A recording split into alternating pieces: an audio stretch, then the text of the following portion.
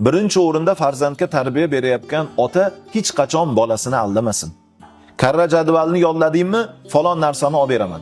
Bola karra jadvalni yodlaydi. Keyin kelib bizga aytib beradi. Mana adajon, yodlab aytib berganman. Bolam Fotiha, Ixlos, Falaq, Nas suralarni yodlasangiz bitta velik olib beraman. Bola ishtiyoq bilan yodlaydi, oldimizga keladi. Mana yodlab bo'ldim. Ha, yodlab bo'ldingmi? Ha. Undan keyingi yana ikkitasini yodlagin, keyin olib beraman. Nima aralashyapti? Yolg'on aralashyapti. Bola bitta ikki bu holatni ko'rmagan. Fitrati toza, sof. Kelib aytadi, ha, otam aldadi. Demak, aldasa bo'laverar ekan.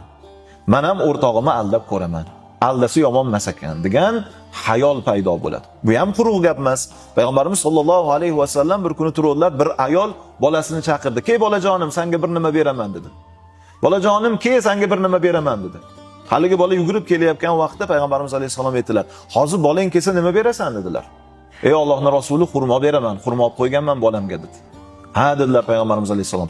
"Agar aldab turib hech narsa bermasang, Allohning huzurida yolg'onchilardan bo'lasan, qiyomat kunida yolg'onchi deb muomala qilinasan" dedilar. Va'da berdikmi azizlar? Bolaga va'da berildimi, bajarish kerak ekan. Va'daga muvofiq bo'lgan narsani avval tayyorlab, keyin va'da berish kerak ekan. Nimaga desa, bola yolg'onchilikka o'rganib qoladi. Va'dabozlikka o'rganib qoladi. Ertaga gapirsa, gapining ustidan chiqmaydigan bo'lib qolar ekan.